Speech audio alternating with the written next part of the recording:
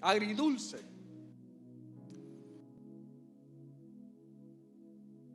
Miremos el libro de los Hechos, capítulo 9, verso 15 al 16. El Señor le dijo: ve, porque instrumento escogido me es este, para llevar mi nombre en presencia de los gentiles y de reyes y de los hijos de Israel. Porque yo le mostraré cuánto le es necesario padecer por mi nombre. Mire, lo llama para que le predique a los gentiles y ponerlo frente de reyes y de gente importante. El fundador de la iglesia evangélica, de la iglesia gentil o los gentiles, es el apóstol Pablo, no el apóstol Pedro.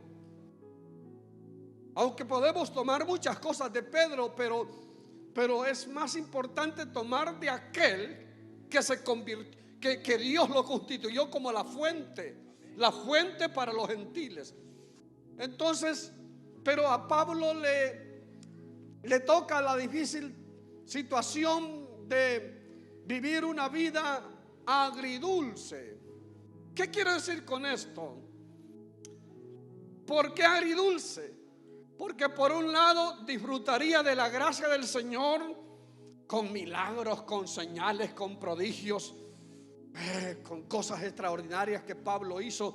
Pero por otro lado experimentaría los sufrimientos por Jesús, que son los dos lados de la vida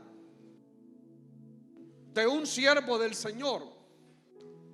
Disfrutar de los beneficios de la gracia, disfrutar de las cosas hermosas que da el Señor a través del Espíritu Santo. Porque yo disfruto cuando un enfermo es sanado. Yo disfruto cuando una persona que es poseída por un demonio es liberada. Yo disfruto cuando veo el poder de Dios manifestarse en mi vida o en la vida de otros. Pero también hay otra parte de la vida que es la que no queremos nosotros aceptar, que es parte de la vida de un cristiano. Una vida agridulce. A veces nos toca reír y a veces nos toca llorar. Sí, ¿usted cree que no le va a tocar llorar alguna vez? Obviamente que sí. A veces reímos y a veces lloramos. Me ha tocado llorar muchas veces a mí. Me ha tocado reír. Las dos cosas. Y Pablo dijo: estoy acostumbrado a las dos cosas. A las dos cosas. La vida agridulce. Es solamente la introducción, porque les voy a hablar de la iglesia de Tesalónica, que también la fundó Pablo. Ananías fue el instrumento que el Señor usó para enseñarle a Pablo los primeros pasos en su fe. Capítulo 9 de Hechos, versos 17 al 20. Fue entonces Ananías y entró en la casa, y poniendo sobre él las manos le dijo: hermano Saulo, el Señor Yeshua, que se te apareció en el camino por donde venías, me ha enviado para que recibas la vista y seas lleno del Espíritu Santo. Y al momento le cayeron de los ojos como escamas, y recibió al instante la vista, y levantándose fue bautizado. Y habiendo tomado alimento, recobró la fuerza y estuvo Saulo por algunos días con los discípulos que estaban en Damasco. Enseguida predicaba a Cristo en la sinagoga, diciendo que este era el Hijo de Dios.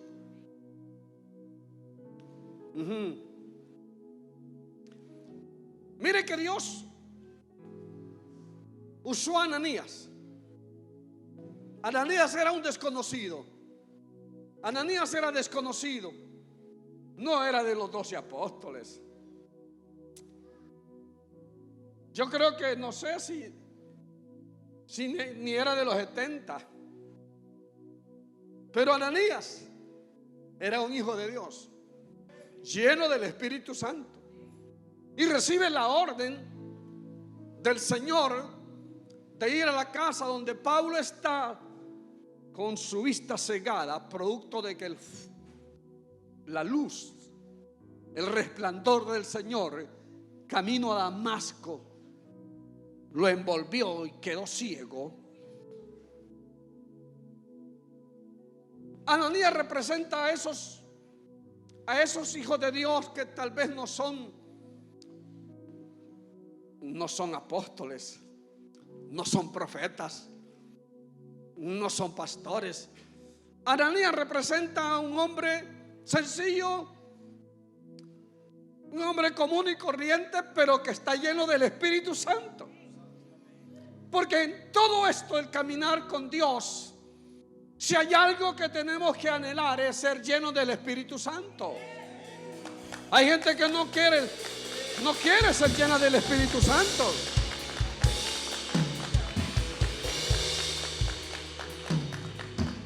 ¿Cuántos hablan en lenguas aquí? Levanten la mano los que hablan en lenguas aquí. La mayoría no hablan en lenguas. Es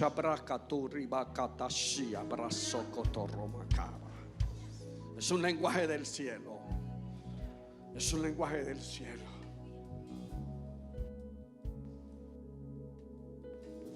Entonces Ananías le pone las manos, recibe el bautismo con el Espíritu Santo y lo bautiza en agua también. Y al instante, Pablo solo estuvo unos días ahí con los hermanos, pero dice que al instante predicaba a Cristo. Eso me gusta, porque mucha gente dice: es que yo no estudié teología, yo no estudié teología para predicar. Mire, yo no estudié, yo no he ido a seminario, yo no he ido, yo no puedo predicar, dice la gente, porque necesito estudiar para poder predicar. Ahora, ¿quién ha dicho que para predicar se necesita estudiar teología? Lo que se necesita es el encuentro con Jesucristo. Lo que se necesita es haber tenido un encuentro con Yeshua a través del Espíritu Santo. Eso es lo necesario. ¿Cómo te convertiste tú a Dios? ¿Cómo fue tu conversión? La mía fue fuerte. Aunque quizás no les dé todo el mensaje, pero voy a compartir. La mía fue fuerte. Tan fuerte fue que yo ni había aceptado a Jesús y a Él me hablaba. Decía malas palabras, yo era mal hablado. Y yo oía una voz que me decía dentro de mí: no hables así, no hables así, tú eres hijo de Dios. Pero yo no, ¿qué iba a ser hijo de Dios si yo era un católico, de esos católicos de procesión que iba al santo entierro, ¿me entiende? A las procesiones con mi mamá. Ella me enseñó un montón de cosas del catolicismo, pero bueno, ya Dios me hablaba y me hablaba y me hablaba. Y cuando yo acepté a Yeshua como mi Salvador, hubieron experiencias sobrenaturales del Espíritu Santo. Y yo comencé a predicar al instante. ¿Y sabe qué? Yo, antes de los 6 meses, yo ya estaba liderando una célula. Ya estaba liderando una célula. Pero no me quiero quedar aquí, porque quiero mencionar estas cosas.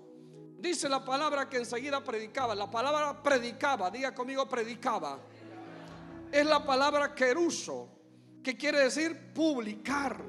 Diga conmigo, publicar. Con fuerza, por favor. Publicar. Decirlo ampliamente. Proclamar públicamente el mensaje del evangelio. Eso es predicaba. La palabra keruso significa esas cosas.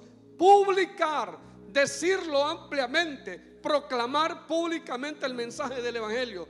Cuando una persona es nueva en la fe, basta con que comparta su testimonio, que le diga a la gente: fíjate que yo, muchas veces decimos así: yo voy a una iglesia, fíjate que yo voy a Avance Misionero. Pero ¿y eso qué? Si aquí puede venir el mismo diablo y se sienta ahí. Decir voy a la iglesia no significa nada. Decir soy hijo de Dios, eso sí representa. Me dicen amén a esto. Soy hijo de Dios. Bueno, ok, la introducción era sobre Pablo, que fue el hombre que fundó la iglesia de Tesalónica. Y de eso voy a hablar ahorita, porque el tema es trabajando para la gente. Lo segundo a considerar es la actitud noble de la iglesia de Tesalónica. Les voy a dar un tour, pequeño tour. Ustedes saben que hay dos cartas para los tesalonicenses. La 1 y la 2. Son dos, la primera y segunda. Pero voy a hablar así en un tour, soy miedo a la carrera, de la primera carta a los tesalonicenses. Mire esto. Se trata de cómo Pablo valora el comportamiento y el trabajo de una hermosa iglesia, de una hermosa congregación. Usted sabe que hay congregaciones hermosas y hay congregaciones feas. ¿A qué me refiero? No a que los hermanos sean feos, ¿va? Panzones y cabezones o pelos parados o sin pelos, no sé, ¿va? Se dice de una congregación hermosa porque sus miembros se comportan de calidad. Pero si sus miembros se comportan impíamente y son malos, son chismosos, hacen trueques atrás y hacen cosas raras y mienten y chismean, y bueno, yo no quisiera pastorear una iglesia de chismosos. Yo quisiera pastorear una iglesia hermosa, donde sus miembros se aman unos a otros, se respetan unos a otros, se aprecian unos a otros, no se difaman, no se señalan. No, esa es una iglesia hermosa. Tesalónica, la iglesia de Tesalónica era una linda congregación que Pablo la alababa. Pablo reconocía en ellos virtudes hermosas.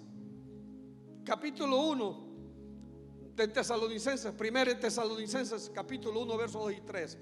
Siempre damos gracias a Dios por todos ustedes, está diciendo Pablo, y los tenemos presentes en nuestras oraciones. Constantemente los recordamos delante de nuestro Dios y Padre por sus actos de fe, por su trabajo que es fruto de su amor y por su sufrida esperanza en nuestro Señor Jesucristo.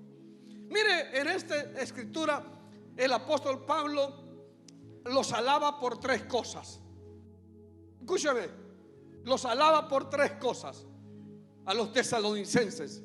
Le dice, le reconoce la obra como resultado de su fe.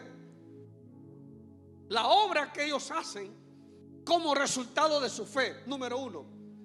Número dos, el trabajo de su amor. El trabajo de su amor. Número tres, la constancia en la esperanza. Pero aquí me habla de que le reconoce la obra como resultado de su fe. ¿Tienes tu fe? Dice Santiago. ¿Tienes fe? Muéstrame por tus obras la fe que tienes. Porque la gente dice que tiene fe, pero cuando le queremos que muestre las obras, no hay obras. No hay obras. Los tesalonicenses tenían fe, pero tenían obras.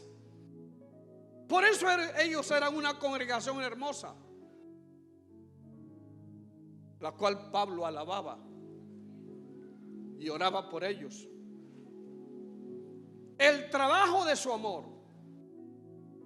¿Hacia quién se trabaja? Es la pregunta. ¿Y para quién se trabaja? En una congregación se trabaja para Dios. Usted me puede decir, si yo trabajo para Dios, pero Dios no puede ver ese trabajo si no va dirigido a la gente. Porque Yeshua vino a morir no, ustedes están. Yeshua vino a morir por la gente. Él no vino a morir por las vacas, por los peces del mar o por las bestias. Él vino a morir por. ¿Y dónde está la gente? La gente está allá en las calles. La gente está allá en las colonias. Ah, qué bonito se ve el hermano dentro de la congregación. Así se pone, mire, santo, puro santo. Pero allá no le habla a nadie. Allá no le hablan ni a la madre que lo parió. Sí, no le habla. No se ha ganado a nadie de su familia porque no les habla. Mire, yo me tuve que parar firme y decirle a mi madre: madre, perdóneme, pero mi vida a partir de ahora va a estar más ligada a Cristo que a usted.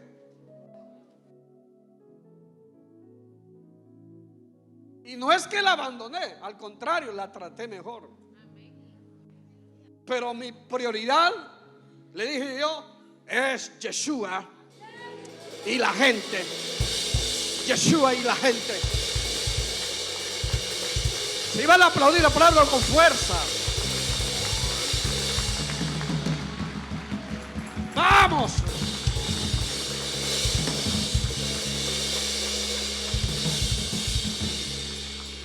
Lo tercero es muy importante mencionarlo, porque Pablo le dice: oro por la constancia en la esperanza, porque ustedes son personas perseverantes en lo que tiene que ver con la esperanza.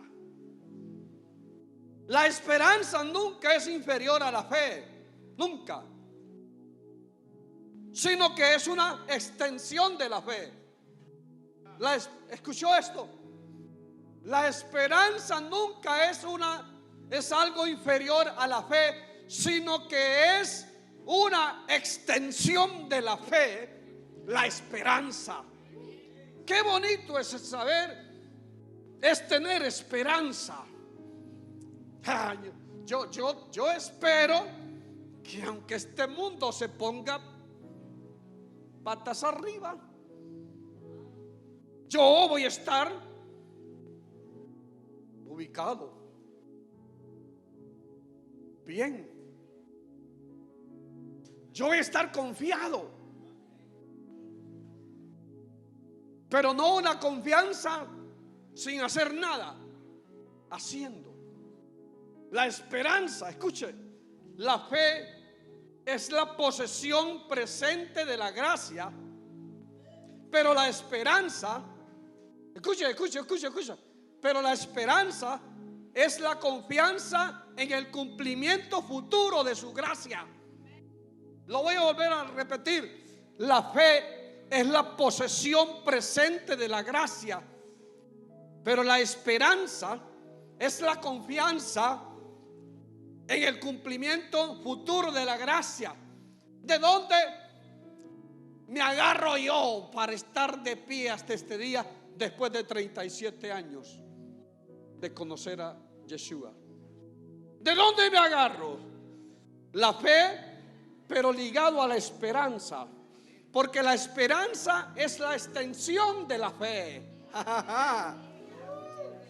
Yo puedo tener fe,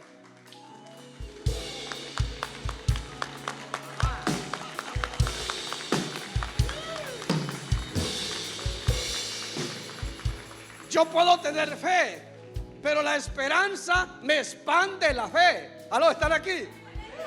Tú tienes fe, pero la esperanza te expande la fe. Es una extensión de la fe. Aleluya. Y la esperanza. Mire, Pablo, en cuanto a la esperanza, solamente a los de Tesalónica y a los de Corintios les habla de la venida del Señor. A los de Tesalónica les habla del arrebatamiento. Es a los únicos que les habla del arrebatamiento. Mire, en el capítulo 4, verso 17.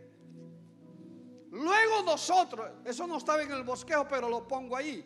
Luego nosotros, los que vivimos, los que hayamos quedado, seremos arrebatados juntamente con ellos en las nubes para recibir al Señor en el aire, y ahí estaremos siempre con el Señor. Los tesalonicenses se merecían ser llevados, pero a la verdad que el rapto no se cumplió con ellos, pero se va a cumplir con nosotros. El rapto, Dios apunta al futuro, y su gracia no va a dejar de fluir hasta el día en que el Señor venga por su iglesia. ¿Aló? ¿Están aquí? Estaremos caminando bajo su gracia hasta el fin de los tiempos. Aleluya. Tú tienes que tener esta esperanza de que un día seremos arrebatados, seremos llevados. Yo no sé, esto es lo que más me emociona y me tiene activo en el Señor todavía, porque yo le he dicho al Señor, a veces la fe tiende a claudicar, pero donde hay esperanza, la fe recobra fuerzas. ¿Aló? ¿Están aquí? No los oigo, no los oigo.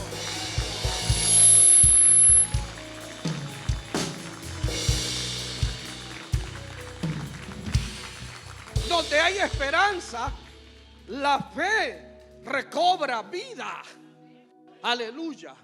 Bendito sea el Señor. Qué triste es no tener esperanza.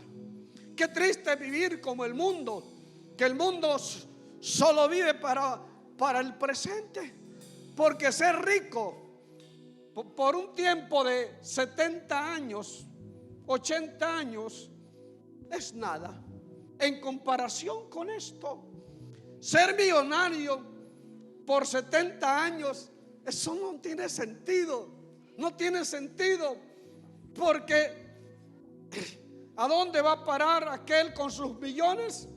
No va a poder comprar el cielo, no va a poder comprar la vida eterna, porque esa no se compra.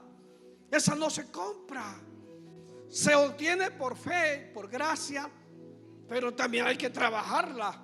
Hay que trabajar la fe, hay que trabajarla para hacer obras las cuales agradan a Dios. Aleluya. El apóstol Pablo les habla de su conducta. Capítulo 2, versos 8 y 9. Tan grande es nuestro cariño por ustedes que hubiéramos querido entregarles no solo el evangelio de Dios, sino también nuestra propia vida. A tal grado hemos llegado a amarlos. Ah, qué amor del de Pablo para con esta gente.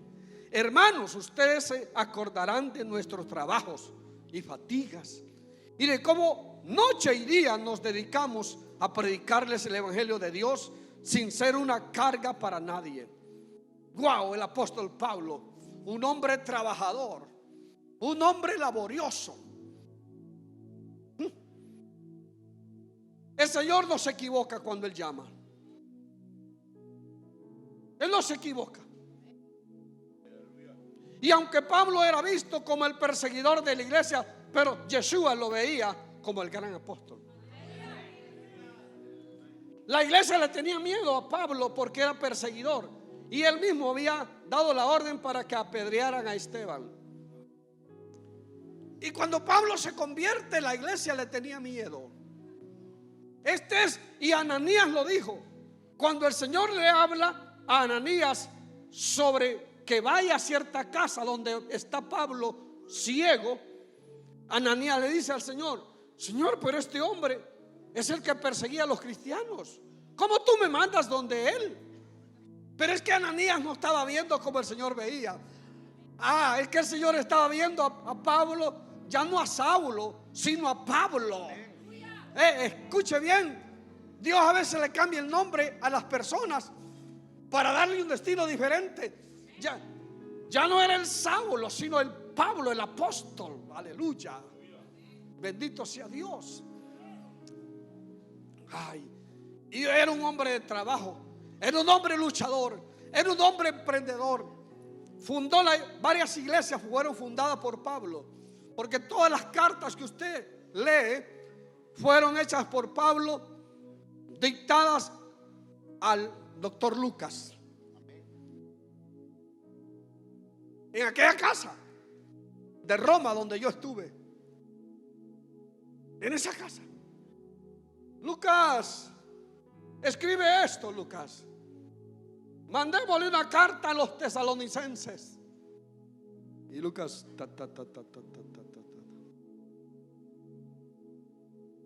y mire esto. Dice Pablo: tan grande es nuestro amor para con ustedes, que tanto de noche como de día dedicamos ese tiempo para predicarles el evangelio de Dios. Y no solamente quisiéramos entregarles el evangelio de Dios, sino también nuestra propia vida. Cuando una persona trabaja por la gente, Dios lo bendice, porque Dios ama a la gente. Las iglesias frías, que quieren estar solamente encerradas ahí en las 4 o 5 paredes o 6 paredes, las iglesias frías que no salen a la calle, son iglesias que no van a ningún lado. A ningún lado van. Y si los cristianos también, si algunos aquí ahora mismo son fríos, que no les conmueve nada de lo que pasa en el mundo, imagínese usted que un tipo mata a un niño, ¿eh? Así es. Y solo llegó a la cárcel y lo quemaron. Qué maldad la que hay en Honduras, qué maldad la que hay en el mundo. Se necesita gente dispuesta, que vaya a trabajar por la gente, que les hable del evangelio de Cristo, que los traiga a la iglesia. Esta iglesia no es fría. Maán no es un ministerio frío. Maán es una iglesia de fuego. Maán es una iglesia donde hay gente que ama al Señor y a la gente. Me dicen amén. Me dicen amén. Grite conmigo, diga: nosotros no somos fríos. Nosotros no somos indiferentes con la gente.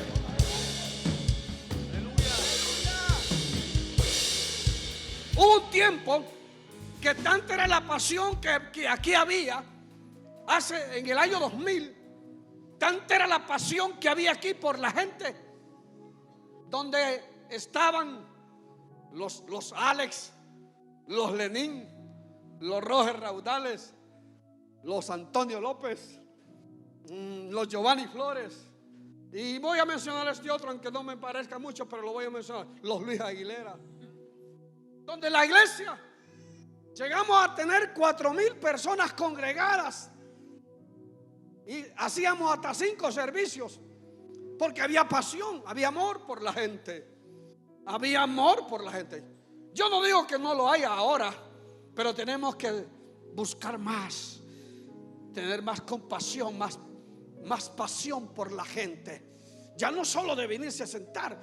Usted tiene capacidad dada por Dios. A todos nos dio dones el Señor, los que ya somos sus hijos. ¿Me entiende? Y la boca le dice: ¿quién dio la boca? Le dijo a Jeremías y también le dijo a Moisés: esa boca que tienes, ¿quién te la dio? ¿Es por casualidad que te la dio el Señor? No, esa boca que te di es para que hables, para que prediques la palabra. Están aquí. Algunos los miro más serios. Pues los voy a poner más serios. Los voy a poner más serios, porque yo vine a confrontarlos con una realidad. El mundo se está muriendo. El mundo va en decadencia. Las cosas que están escritas en la palabra se van a cumplir sí o sí. Y necesitamos brindarle a la gente una alternativa. ¿Cuál es la alternativa? Que construyan búnker donde se van a meter. No, en los búnkers se van a meter los multimillonarios. Se van a meter en los búnkers cuando venga la guerra, cuando vengan las pestes, cuando vengan estas cosas. Ellos tienen ya un búnker hechos donde se van a meter. Pero nosotros no tenemos búnker. Nosotros tenemos a un Cristo poderoso. Aleluya. Alguien diga: gloria a Dios.